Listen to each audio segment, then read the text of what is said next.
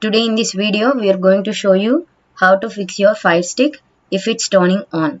We are going to show you several methods for fixing this problem. Method 1. The first thing here to try is really the simplest.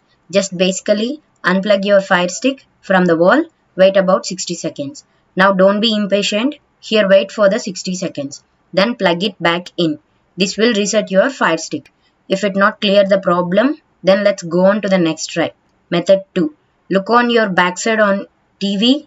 You want to make sure your HDMI cable is securely plugged into the back of the connector. Next, press the source button on TV remote.